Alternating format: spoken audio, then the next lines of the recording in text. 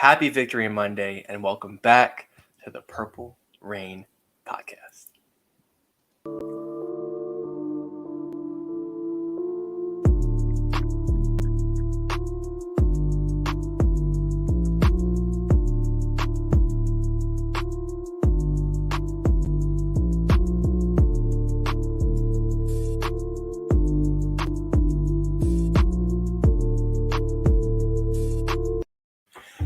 As I said before, happy Victory Monday. It really cannot get that much better because we have already matched last season's win total against the division, and it's only week 5 in our first game.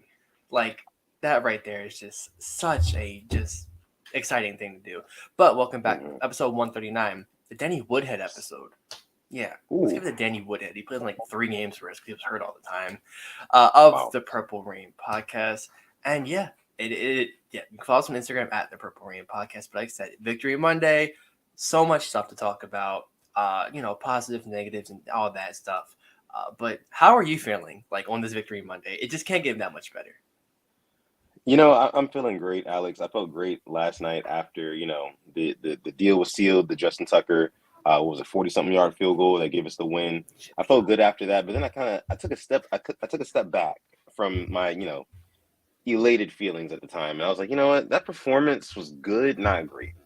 Yeah. And, we're going to get into that, all of that. But of course, like you said, you can find us on Instagram at the Purple Rain Podcast.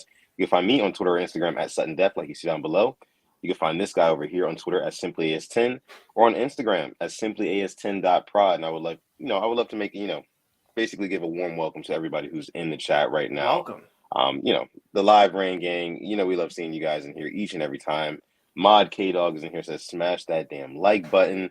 SG says, what did it cost? Everything. We're gonna get into that. We're gonna get into it for sure.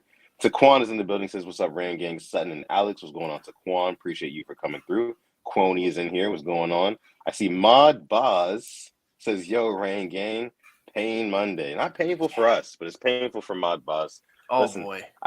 I picked the Steelers to win. I thought that they could, out compete against the Bills and just kind of like, it's a show of heart, in that game. First start for Kenny Pickett. Mike Tomlin was going to call a great game, but boy, was I wrong. 38-3. Is that what it was? Yeah. Thrashing. Yeah.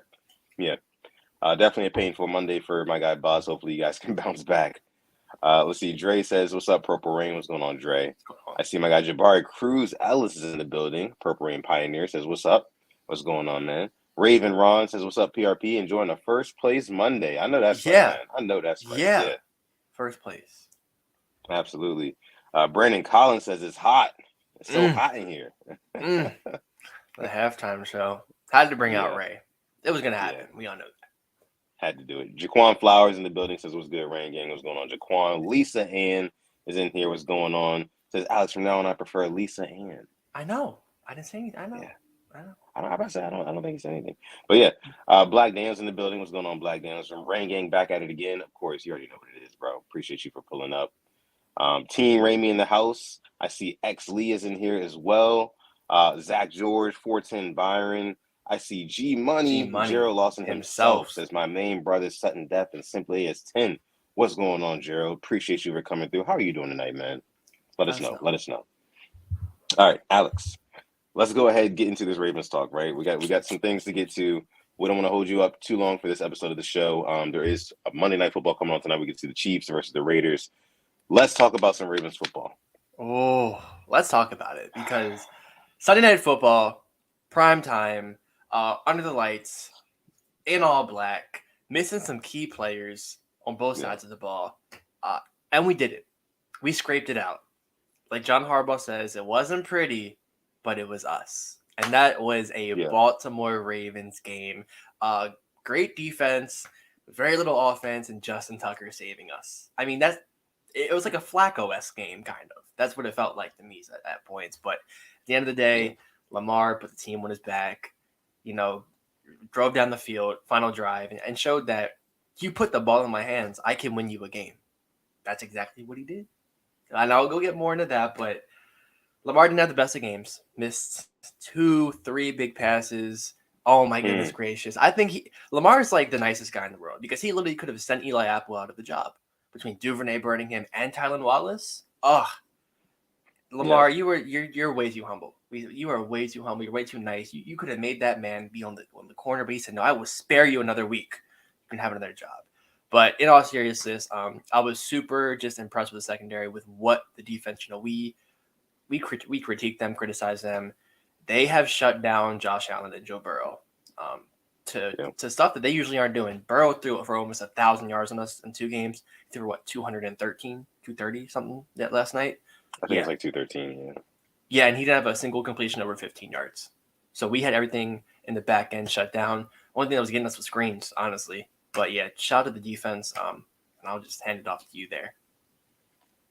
Yeah, man. I mean, before I go, we do have a super chat donation. Ah, This one coming from Spencer. Spencer. Thank you so much, Spencer. Spencer. Says, I'm smoking on that Bengals pack, boys. Oh Spencer, listen, man. I'm doing the exact same thing. I'll tell you that much, man.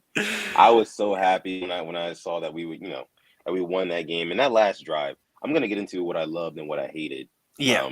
from yesterday's game. But what I loved was, for one, that last drive, when Lamar Jackson literally, like you said, just put the team on his back. You put the ball in his hands, good things are gonna happen. 2 run plays back to back that set us up and put us in field goal range. Now listen, I understand that if those run plays would have got shut down and they wouldn't have worked, a lot of us might have been on Greg Roman's ass right now, today. I get that. But I do like the fact that, he put the trust in Greg Roman, that is. He put the trust into his quarterback to bring us home. And Lamar Jackson, he just shows you yet again why he is special, why he deserves to get paid every single dime that he is requesting. Because listen, there is no other quarterback in the league who can take the football and run with it like that and push you in field goal range and win you that game in that fashion. There's just no other quarterback. I'm sorry. It's not Jalen Hurts. It's not Kyler Murray. It's not none of these guys. They're not doing it on the level of Lamar Jackson. I'm just sorry. And shout out to the Eagles. They're undefeated right now. But I really love that, that the team trusted in Lamar on that last drive. Mark Andrews, Justin Tucker, our best 3 players basically did what they did best. I loved that. Yeah. Yeah. And speaking of the Kyler Murray, he had a chance to have a game-winning drive. And I don't know if you watched that game. He actually slid 1 yard short of the first down marker, and he basically forced his team to kick the field goal, the game-tying field goal, and they missed it. He slid too early. Just stuff like that, just knowing where you got to be, knowing when to get down, knowing when to get out of bounds, knowing just when to just not be greedy and just do what's best for the team. And Lamar did that on that final drive. There were times where Right. I think he could have took one of them even further, but he saw last week what happened to us. Just milk that clock and make it so they don't even touch the ball. And Yeah. as much as it hurt me last week, it felt so good this week doing it to the Bengals. Because no matter what, they cannot stop the run. They couldn't stop the clock at a point, and we just could have ran it down. So that right there, it was refreshing. And taking the points, we talked about this last Thursday. In a divisional game, you got to take whatever they give you. And that was an AFC North game. Taking a 3, I loved it. I did not want to go for the touchdown, no matter how greedy I may have felt. Getting the 3 points was always a smart choice. And the Bengals didn't do it. And if they would have kicked the 3, they may have beat us. So Now, hold on, Alex. Hold on, bro. You just said you love the decision to kick the 3 in that fourth quarter, right? Yeah. I didn't like that decision. I loved it. I wanted us to go for it there. I felt like that was the time, context given, where you can go for that confidently. Where were we on it was like less than 5 yards, right? Yeah, it was the 2 or 3 yard line. Yeah, from the 2 or 3 yard line, I'm telling, hey, Lamar, you missed a couple throws. Let's go ahead and put this game away with a touchdown right now. Let's leave no shadow of a doubt. And if you don't get the touchdown, cool. It's fine. It's fine. We're backed up, or they're backed up on their 2-3 yard line. And, we have our defense who can go out there and win us the game anyway. There's ample time for us to get the ball back, score again. I didn't like that move, but, in hindsight, of course, it's always 2020. It was the right decision, because he took the points and we ended up winning by 2. Without those 3 points, had we not scored the touchdown, hypothetically speaking, if we would have went for it there, that would have hurt. So I understand what you're saying, but at the same time, I would have liked to see the aggressiveness from Harbaugh. And I feel like if what happened last week had not have happened, Harbaugh would have went for that. Yeah, he may have, but it wasn't a divisional game. And I think we like to overcomplicate things sometimes against, to make a statement. But I was just cool with the 3 points. I mean, especially with the way the Bengals were playing. They touched the end zone 2 times. That it really didn't move me. So just getting the 3, it gave me that peace of mind. And then, but I'm going to get into that from Twisted Purple Bird. Flew in from Cali for the game. I hope you enjoyed it, because what a hell of a game you saw. You saw Ray. Yeah. You saw everything. Thank you again for the super chat. That is dope on your behalf. But yeah, we won. Twisted It's hindsight's 2020. So. Yeah. Other things that we loved from last night's game. Patrick Queen. Let's talk about it. Our boy bounced back. He got on the jersey. Y'all see it? Yes. See it? Yes. Number 8, bro. Man. Patrick Queen, he really bounced back in a big way. So this was the 3rd week in a row he had a pick opportunity. The first 2 weeks, he didn't get it. 3rd time was the charm, man. Like I said last week on this very podcast, I believe it was a mental thing. Those plays are going to continue to come his way. This time he was ready. This time he proved to be the asset that we know he is meant to be, So big shout out to Patrick Queen securing that pick, and that really put us in a good spot. That was what got us those 3 points, So big shout out to him. But what did you have to say about that? What did you think about that when that was happening? So I was behind, and I saw you texting me, Pat got it. I'm like, what? I'm like, Pat Ricard? I didn't even, because I never call him Pat. I call him like PQ Pat or Queen. And I'm like, what? Yeah. And so like you spoiled it, but I didn't register it, and then I saw it. Dude, I just started running. I was just so happy. Like, just the fact that he made the play, and even the celebration, that right there, I felt that. I felt just how much that meant to him. And I know that he did miss tackles last night. I'm not going to sit here and praise, but the fact that he's been in the right spot 3 straight games, 3 straight. Oh my goodness. Like, getting in the right spot, places he wasn't last year. And there's still so much, improvement he can make. And who knows with Bowser coming back with, guys in the past, pressuring these quarterbacks to make errant throws, to make throws that they maybe wouldn't make if they had more time. I was just so freaking happy, man. Like, that just, it just brought a smile on my face. I'm like, we cannot lose. We cannot lose this, like, at all. And it was a tough catch. I mean, I think that was probably the hardest one out of 3 to get, because you had to like backtrack, turn around, jump up, catch it, control it. But I'm just glad he got it. Super glad he got the game ball for it too. So that's even better. Yeah, big shout out to our guy PQ. What's going on, Jason? I didn't even see you in there. Huddle It Up Films. My guy's in here. He says, "What did I get myself into there? Was just supporting my guy Justin." What was going on? I don't know. I don't know what you guys are talking about in the chat here. Anywho, hope you're doing well, Jason. But anyways, let's get back to what we were thinking about from this game. Any other things that you really loved from the team? Oh my goodness! I see people talking about it. Marcus Peters. Here's what's funny. Listen, I don't want to. I might be that fan, whatever. I saw Bengals fans saying that, well, even if you had Marcus Peters last year, he really wouldn't have made a difference. Bro, he made a difference. He was locking down anybody. I mean, there was flags, outside of the one missed tackle, the flags. I mean, that's gonna happen when you're a defensive back. He was playing aggressively. We missed that last year. Blowing up Tyler Boyd on that Philly special. I don't know that was Zach Taylor getting too cute. That set the tone, man. That was just, I did not know Marcus Peters had that in him. Just the hit stick, and then just, hitting Hayden Hurst hard, Hayden Hurst was a little salty last night. Very salty. He was. For a player who requested a trade from here, like, we didn't want to trade you. You wanted to leave here, and you were like mad at us. Like, bro, calm down. But just seeing Peters, I see people saying Pepe. I seen Justin say that. Hell yeah, Pepe literally wasn't shying away from contact. Blew up one of the screens to Jamar. Blew up Hayden Hurst to stop him on a 3rd down. Seeing them, man, oh my goodness, it was just a breath of fresh air. Like Mike McDonald, kudos to you. They had one really good drive, but outside of that, man, we did our thing on defense. Yeah. Let's see. We have a question from Kimberly. Thank you so much, Kimberly. Says, I got a question. Do you think either Geno Stone or Kyle Hamilton will be good enough on the defense while Marcus Williams is on IR? So let's get into stuff we hated, right? This is one of the things that we hated from this game. We're losing Marcus Williams for at least the next month. He's on IR. They just announced that earlier today. He is expected to miss a significant amount of time. But what do you think about Kimberly's question here, Alex? It hurts. But Geno looked good. But every time Geno's coming, he looks good. I I don't know how we were able to keep him. Like we let him go. He got picked up by the Texans and he came back. It's good to have these guys. And we talked about how deep our safety room really was, and it's showing you. As for Kyle Hamilton, I saw him like one time last night, and it's when he got a flag on Hayden Hurst. I don't know what's going on with I him. remember that, yeah. I do you think he's just not trusted by the staff yet? Take this guy at 14, and he's barely playing. You take Linderbaum, he's a day one starter, doing great things. It's very crazy. Listen, Linderbaum's been balling out too. I just want to put that out there. Yeah, I mean, what a pick, what a pick. But yeah, it's just for sure. Do you guys have any thoughts about Hamilton? It's crazy, like how he's just not really being seen. Well, I'll tell you what I think about Kyle Hamilton. I mean, at this point, he's not going to have a choice.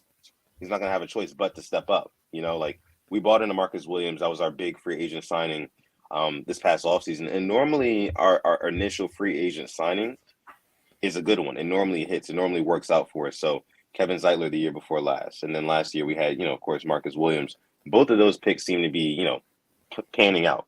But now since we don't have Marcus Williams and now there's a clear hole at the safety position again, Kyle Hamilton as the 14th pick.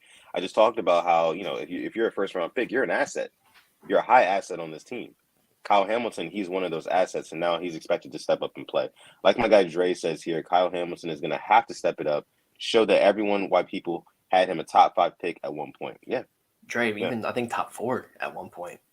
I think as the Jets, I believe, where they got Sauce at 4, I believe he was mocked to go there, which is insane. Yeah, you got to show why you were this highly coveted prospect at Notre Dame.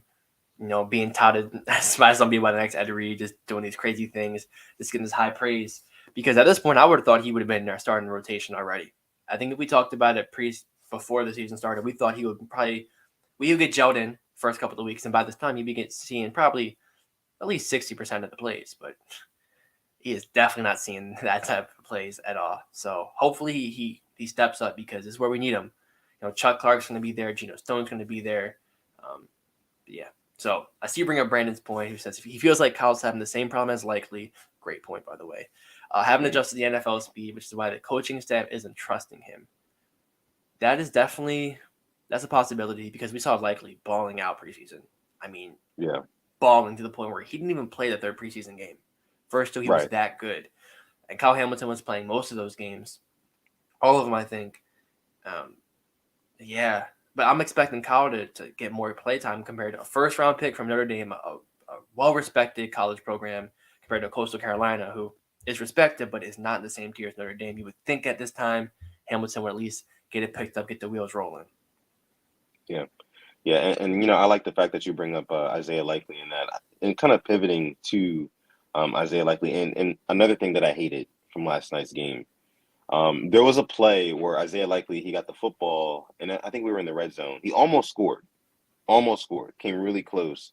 And I just remember, like, when that play happened, and, he got bumped out of bounds or whatever, I was thinking, damn, he really needed that touchdown. Not only just for us, to contribute to winning that game, but for that kid's confidence, like introducing him, welcoming himself to the league, kind of putting his stamp on the game. Like, hey, I'm here. I can score. Like, I can impact the game. Because, he, like you said, he did get a lot of hype in the preseason. So for him to, at this point in the season, like 5 weeks in, really hasn't produced all that much. That can probably hurt a rookie's confidence, especially when expectations are high. So I really wanted to see him get that touchdown. I hated that. But, yeah, I agree with everything you're saying on Hamilton. I think it was a first down, actually, in the red zone. And, like, he fought, but, I think that's what led us to taking the 3 points and not going for it. I know exactly what play you're talking about. Like, he had somebody wrapped around him and just couldn't get it. And I agree with you there. Right. It would have done wonders for him. But, let's see what we have from here. You guys saying, Lisa says John said that he was rotating between Ronnie Stanley and Pat McCarry at left tackle. Melissa Stark was on the sidelines. What do you think about Ronnie Stanley? And I mean, I thought Stanley looked good.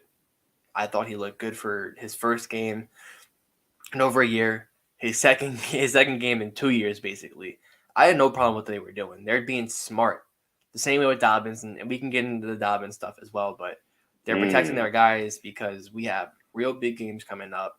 And especially next week at MetLife, considering with the field how I would expect the same thing again. I would expect switching drives because I don't think he's ready to play a full game.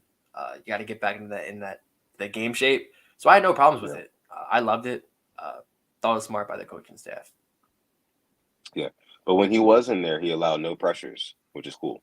You know, on Trey Hendrickson, by the way. Trey Hendrickson, one of the best. Hendrickson. So look, man, I mean, we know what Lamar Jackson and this Ravens offense can look like when the offensive line is firing on all cylinders. It looks like, center is pretty good right now. Left guard, Ben Powers had a good game. You look at right guard, Kevin Zeitler, he's been doing what he's doing. Morgan Moses, I thought they had a really good play last night. It was a big run from, I think, J.K. Dobbins, where they both pulled around to the left side. Beautiful blocking. Execution's been really good from those guys. I love what I'm seeing from the offensive line. It seems like they're really gelling, and it's just great news that Ronnie Stanley is getting back to his previous Pro Bowl form. We love to hear that, and having Patrick McCarry in our back pocket, we love that. We love that. And Flele. I mean, we even see him last and night. Daniel. He was in the start, and he was a starting left tackle against the Bill, and did pretty good against Von Miller, which is yeah. The fact that his jersey, we have the privilege of keeping Daniel Fa'alele's jersey clean last night. It means it means really well for us, for sure. And even TCC coming in for 2 plays like that, it's nice having these guys behind the line that if a guy needs to take a couple plays off, we have that luxury of insurance, and that's smart managing of the roster. Yeah, no, totally agree. Let's go ahead and I want to get into what you had just alluded to a little bit earlier, the J.K. Dobbins stuff. Yeah. The J.K. Dobbins stuff. Listen, on a side note, the run game looked pretty good last night. Pretty damn good. Ever since J.K. Dobbins has been back, run plays were averaging over 6.5 yards a carry. Like, we're looking good on the ground now. Finally, again, like our identity is slowly coming back to us, slowly but surely. But earlier today, it was kind of revealed that J.K. Dobbins on his social media accounts, on his Twitter, he was shown liking a couple of tweets from Ravens fans or whoever else on Twitter, saying things along the lines of, the Ravens need to trade J.K. Dobbins. They're not utilizing him correctly. And he like multiple tweets that were kind of like making that point. So, Alex, I know you saw it. Rain Gang, I know you guys saw it. What do you guys think of that? Like, I was kind of taken aback by it at first, but then I had to just think about it myself. I was just like, hey, man, he's just hungry. The kid sat out all last season, after he was ready to go after a great rookie season. This year he comes back, and, it's not – I'm not to say he's on a pitch count, but he feels like he should be getting the lion's share of the snaps. He was out-carried yesterday by Kenyon Drake, which I think is a problem for him, especially being the commodity he is on that roster. So what were your thoughts on J.K. Dobbins making these inadvertent statements today by liking these tweets? The same as yours. I mean, I understand it, but at the same time, there's not many times that I am fully on board with what the coaching staff does, but I am on board with what they were doing with him. They're protecting him because hearing about, it just wasn't an ACL. It was, I think, the LCL. It was a hamstring. It was so many things. It's just even maybe a tweak of it could take longer than a normal, strain, any of that could take. So maybe they're just being super smart with it. Because like we talk about, you talk about when it gets cold outside, got to lean that run game. Yeah. So, and thankfully it hasn't been cold, but I see SG say we should not be pitch counting JK. I do disagree a little bit there. I think he should be getting more carries than what he got last night because having him back there, he can turn something into nothing. He got contact 2 yards behind the line of scrimmage and somehow turned that in like a 10-yard gain. I remember that one. Mike Davis isn't doing that. Only Gus Edwards, I think, on his team is doing that. But he should be getting more carries, and at the same time, he needs to, I don't have a problem with them limiting him, but he definitely should have seen the field on that last drive. That's all I'm going to say about it, but I do understand his frustration. He's a baller. He wants to play. He worked so hard for this. I think about last year, the offseason, how much hype was just put into J.K. Dobbins. We had a picture of him absolutely mossing Malik Harrison, making a catch over him in the end zone, basically being touted as the next great running back, and then he gets hurt. So long recovery, took a long time for him to get to this place, but I do get the frustration. But at the same time, man, It's for his safety. It really is for his safety. It is, yeah. And Taquan Christian hits the nail on the head here. Says, this is just J.K. Dobbins being an impatient, hungry lion. He wants to be on the field, but I will say they need to protect him because his knee literally exploded. He will be the alpha dog soon. Yeah, I mean, Yeah. and I agree. He's going to have plenty of opportunities to break off of those, 60, 70-yard runs like he did against the Bengals in his rookie season. He's going to have plenty of opportunities to do that, and I know he will do that. Hell, he's already showing that same type of burst. I expected him to come back, kind of play a little bit gingerly, kind of favor that knee, that sort of thing. But no, he's literally come back, and he looks even better than he did before. Honestly, I know the numbers aren't there. The 6 yards of carry isn't there just yet. But like for a guy coming off of an injury of that severity, oh my goodness, he looks like an animal. He looks like an animal, and I cannot wait to see what he does later this season. And then Gus is back. I mean, Gus is practicing again, which is great news. And we still have Bowser Ojabo and Charlie Kolar coming back as well. So we definitely have guys still coming back. But with this, he should be getting more carries than he did last night because when he had the ball, like I said, he turned nothing into something at points. So I get the frustration, but your time is coming, J.K. Ja'Kalen, it's coming. Time is coming. Oh, I forgot that's Ja'Kalen Dobbins. I love it. Love it. All right. So yesterday, all in all, what would you give the grade for the Ravens' performance? Okay, well, we do have 40 likes. All right, first, I would like to get 50 likes. That's all I want. 50 likes first. That's it. Like the video. Yeah. But to give it a grade, like I said, it was ugly. It wasn't pretty. Maybe I'm being harsh. I'm between a B- and a C+ because we could have played so much better, but I really shouldn't complain. It's a win. A win in the NFL, and especially a divisional win. But I'm going to be hard. I'll go B- because the offense could have played a lot better. Lamar himself could have played a lot better. The defense, though, they could have played better. But just compared to how we played the Bengals last year and how messed up we got compared to this year, having a plan for Jamar Chase, not letting Tyler Boyd do what he did to us. I know T. Higgins was hurt, but Joe Mixon at some points was turning it on. We had to deal with that, and just shutting down the quarterback who was just in the Super Bowl the way we did. Yeah, I'll take it. So give me a B-. Yeah, I totally agree. B- for me too, man. I mean, like you said, that game should have been broken open with that touchdown pass from Lamar Jackson, and Tylan Wallace, he really deserved that one, man. That would have been his first touchdown of his career. That would have been awesome. That's why I can't really give the Ravens, like, even though they did win this game on prime time against what I consider a good team, I can't give them an A. I give them a B- for that. Defense played well. Listen, back-to-back weeks, they have held future Hall of Fame quarterbacks, potential Hall of Fame quarterbacks in check. Joe Burrow, Josh Allen did not get off on that secondary. They did not. So, very promising there. Pass rush looks to be a little bit better. Jason Pierre-Paul, man. 2 batted down balls back to back. I know y'all remember that one, man. Sack, and a too. sack. And a sack, man. Can't talk about enough how much, that made me happy, honestly. Just to know that outside. Right, exactly.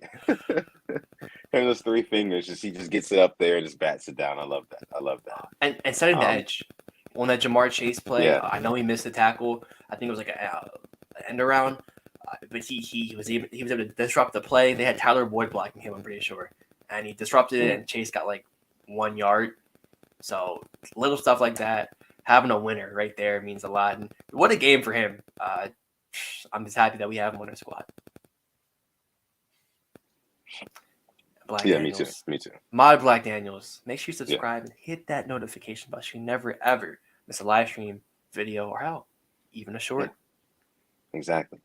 86 people watching live right now. Thank y'all so much for watching this episode of the Purple Rain Podcast, episode 139 of the show. Thank you guys so much. Like the video, subscribe to the channel if you are new. Lots more Raven content where this is coming from. Now listen, Alex, let's get to this. Don't want to hold you guys too long tonight. But there were some other things that went on in the NFL this Sunday. Yeah. I want to talk about certain things. One thing that I do want to bring up, and I talked about this before we went live. Tom Brady took a sack yesterday that was called roughing the passer on Grady Jarrett.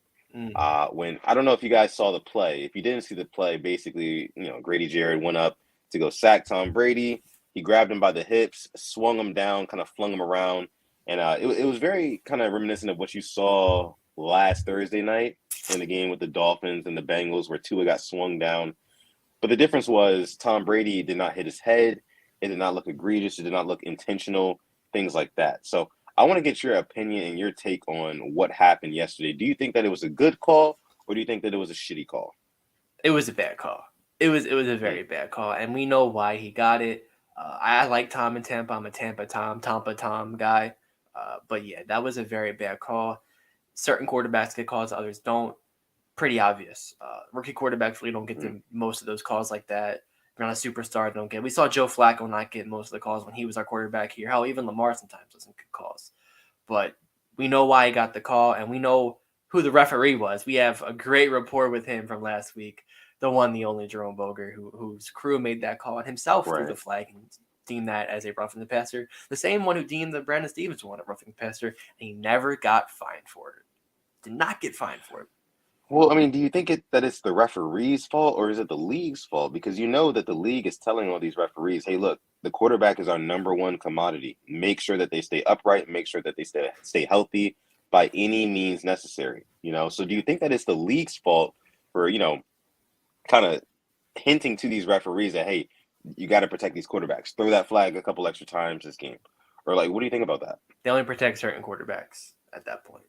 And I think there's blame on both sides. And it's never a good look when we're talking about a decision from referee more than we are the game. Because I don't think anybody really cares about the Falcons-Bucks game at all. But yeah, they were up 21-0. The Falcons came back, scored 15, and that happens. 15-yard penalty extends the drive. But I'm going to give a blame to both. I mean, probably more so on the league, because you are right. They do make it known they want to protect their guys, and everybody, if you're a football fan, knows Tom Brady. Even before it, even before he was 45, he was always getting those calls. How he slid up and kicked Ed Reed and didn't get a foul against us in the AFC Championship game in 2012. It's always been like that. Yeah. Unfortunate. We do have a couple of super chat donations to get into. This one coming from my guy, Chike. My guy. What's going on, brother? Thank you so much for the donation. It says, do you start Gus Edwards against the Giants in New York? No. What do you think about that? No, not at that field. No, not at that field. Not at that field. Give him another week. MetLife. Yeah, MetLife scares. How do we play them twice at Metfield? At MetLife. At the Jets and then the Giants. How? Yeah. How? That's not fair at all. Yeah, right, exactly. But no, I think you give Gus Edwards a couple more weeks. So not this week, maybe the following. Who do we play after the Giants? Do you know? It's not the Bucks, is it? I think that's week 8. Yeah, I don't think it is the Bucks. Can't remember exactly who it is right now.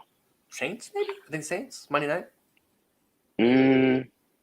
That sounds pretty right. I'm not sure. Let us know. Oh, yeah, he's got it pulled up. Oh, the Browns. We get the Browns. Browns. Yeah, I see the rain gang. Browns. Yeah. Thank you, guys. Another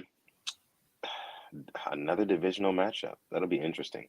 That's why I'm so happy we won last night because, when you win those divisional games, it really is just it means positive deposits in the bank, man. We just made a deposit, an investment. That was great. So. And the good news keeps coming because the Bengals are 0-2 in divisional play already.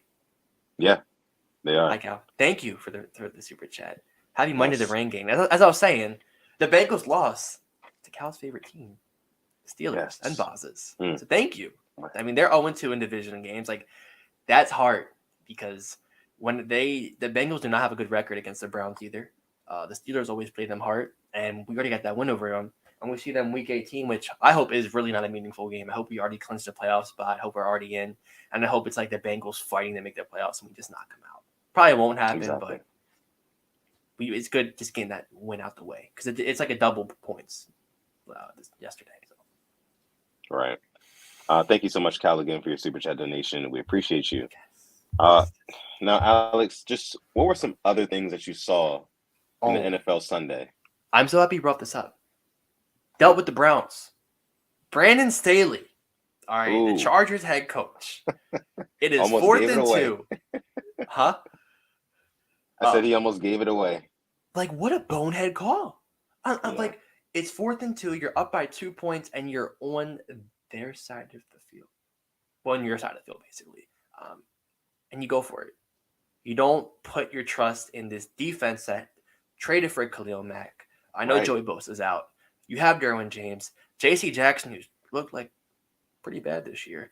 You have this defense that, you did put some assets into, and you go for it. And even your own superstar wide receiver who's hurt, Keenan Allen, saying, what? What are we doing? He tweeted Yeah, that, right? yeah. That they just deserve to lose the game. And I'm like, are the Browns really about to win this game? Are they about to be 3-2 with Jacoby Brissett at quarterback, and their kicker Cade York from LSU, who they drafted? That's like they tweeted. That's why you drafted kicker. He missed it, wide right. They did lose. Yeah. Brandon Staley, that was not a good decision. He makes some very questionable calls, like every game. Did it against I mean, us last year. some people say that, Brandon Staley is the only thing that's holding back the Chargers right now. That's not a crazy statement to make at this point, I think. Yeah, and Not also crazy. not a good look if you're Brandon Staley. Not a good look at all. One thing that I did see yesterday, don't look now, but the NFC East is balling. It's right? not the NFC East anymore. Exactly. It's not the least. It's the NFC East. We got to put some respect on that division's name, because listen, the Cowboys are 4-1, the Giants are 4-1. Hell, the Eagles are 5-0. The Commanders. They're. I watched that whole game with them. I don't even want to talk about that. I don't even want to talk about that. Ron Rivera. I don't even want to talk about that. But look, Eagles, Giants, Cowboys. Who do you think is going to win that division as it stands right now? Not the Eagles. Not the Eagles. Not the Eagles? I'm sorry. Not the Giants. Not the Giants. I'm sorry. I'm sorry. I'm thinking. I was thinking of the. I'm sorry. I got the Eagles and Cowboys fighting for it. Okay.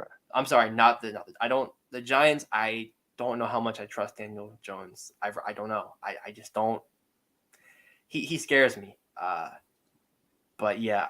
I see the Cowboys. The Cowboys are in a predicament because Cooper Rush is not playing bad ball. He's playing pretty damn good.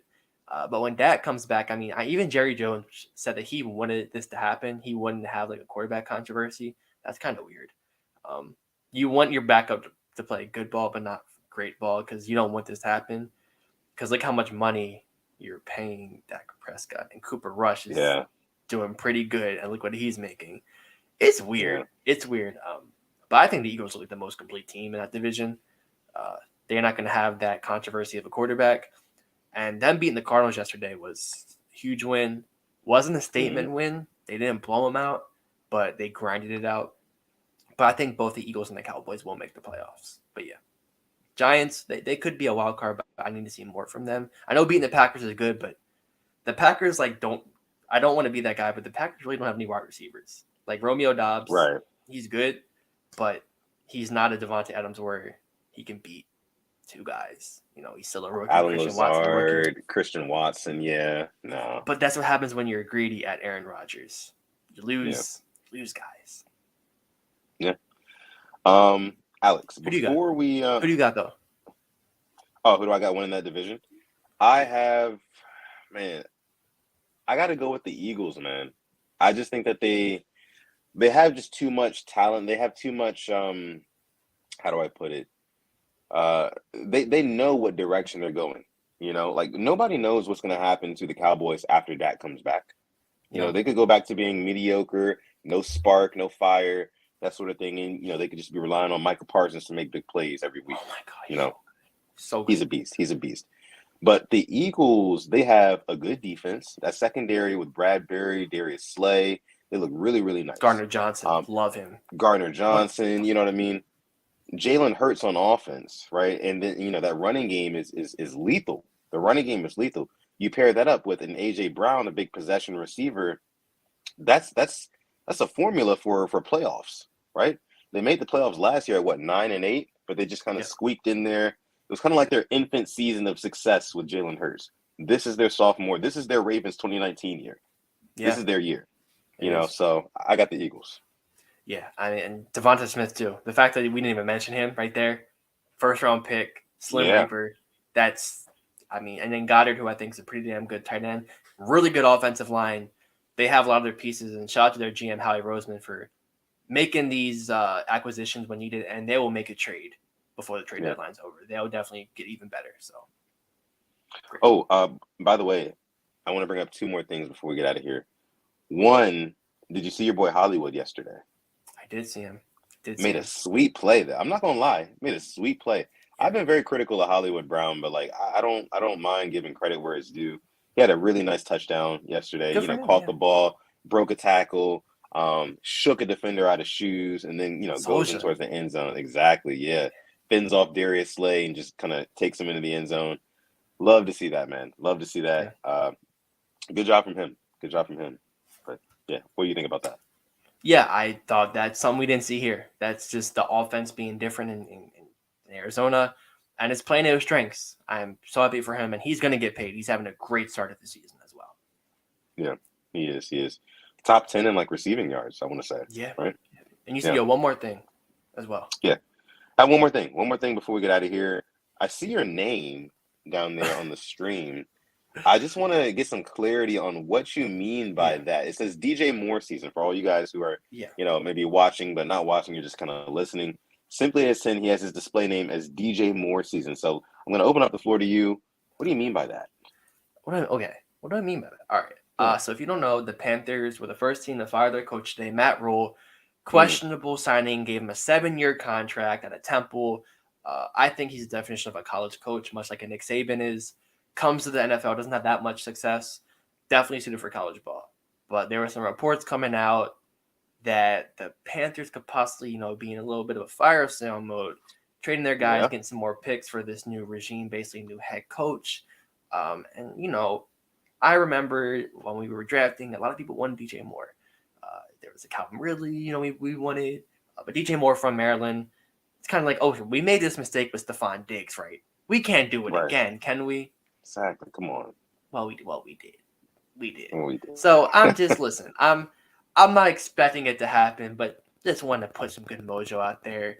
I wouldn't mind seeing DJ Moore back in Maryland. I know he's not from here; he is from Philly. But hell, you went to college here. No, we won a Super Bowl with one Maryland wide receiver named Torrey Smith. Why not win a Super Bowl with another Maryland wide receiver named DJ Moore? He can switch back to that college number one. I know Lamar wants it, but DJ Moore, you can keep it warm for him, maybe. Yeah. But yeah, I mean, it's just for fun. I don't expect it to happen.